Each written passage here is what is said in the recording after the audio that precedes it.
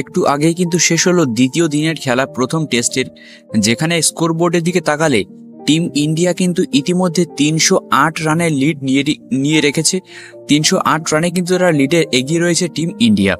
আর second ইনিংসে বলতে গেলে ইন্ডিয়া শুধুমাত্র 23 ওভারই খেলেছে, যেখানে 81 রানে তিনটে উইকেট, শুধুমাত্র 3টে উইকেটই হারিয়েছে টিম ইন্ডিয়া। যেখানে রোহিত শর্মা, বিরাট কোহলি কিন্তু এই ইনিংসেও টিকতে পারেনি। তবে সব থেকে ইম্পর্টেন্ট কথা সেটা হচ্ছে বাংলাদেশকে নিয়ে। তারা কিন্তু 376 রানের জবাবে প্রথম ইনিংসে শুধুমাত্র 149 রানেই গুটিয়ে যায় গোটা বাংলাদেশের টিম। গোটা টিমটা কিন্তু মাত্র এই কয় রানেই গুটিয়ে যায়। আমার তো মনে হয় তারা বা হাতে ক্রিকেট খেলছে বর্তমানে, কারণ ইতিমধ্যে বুমরা বলো বা সিরাজ বলো বা জাডেজা বলো, কারোর বলই কিন্তু তাদের হয়তো চোখে বাজছে না বা খুবই ছোট দেখছে তারা হয়তো বল। এই জন্যই হয়তো প্রথম ইনিংসে তাদের এই দশা।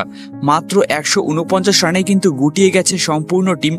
আর সেখানে ইন্ডিয়া কিন্তু ফলো অন তাদের দেয়নি, সুতরাং তারা খেলতে নেমেছে সেকেন্ড ইনিংসে এবং খেলতে নেমে 308 রানে কিন্তু লিড নিয়ে রেখেছে ইতিমধ্যে।